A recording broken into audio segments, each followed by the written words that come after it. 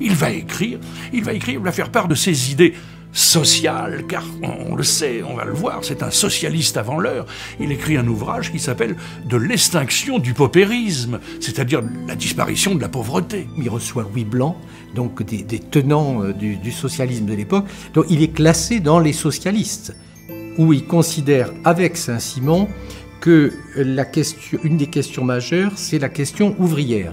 C'est-à-dire que l'État se doit de protéger les plus faibles.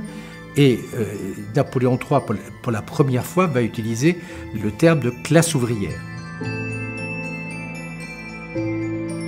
Et dans cette extinction du paupérisme, il dit justement que le peuple est le propriétaire de la terre, l'État n'est que le gestionnaire, qu'il faut une alliance entre le capital et le travail, que pour que le pays vive en harmonie et prospère, parce qu'il voit la prospérité qui se développe en Angleterre, et il voit qu'en France, c'est pas du tout la même chose. L'industrie est un phénomène essentiel de progrès. C'est des idées de progrès héritées du XVIIIe.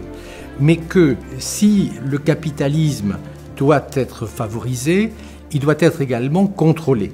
Et contrôlé par l'État, afin d'éviter, si vous voulez, que certains, notamment les prolétaires, c'est-à-dire ceux qui n'ont que leurs bras à offrir, soient, si vous voulez, les victimes du système. Et donc, d'où la volonté de Napoléon III d'avoir un interventionnisme de l'État qui permette de protéger les plus faibles.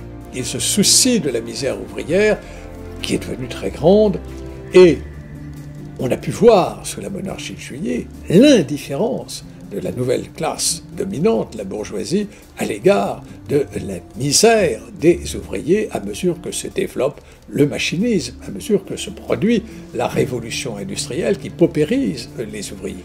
Mais en même temps qu'il va essayer de la soulager, il va donner des armes à ses adversaires pour se faire battre.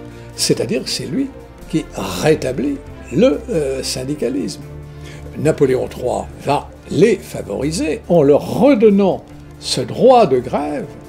Et donc, inévitablement, l'agitation ouvrière va se développer. Elle va se développer plus vite que les mesures en faveur des ouvriers seront prises par Napoléon. Et donc, il y a cette prise en compte de l'ensemble de la nation.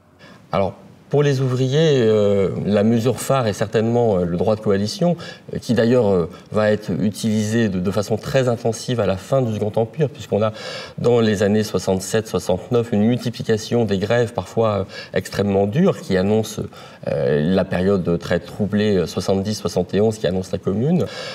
Entre les idées et les réalisations, on a souvent un fossé.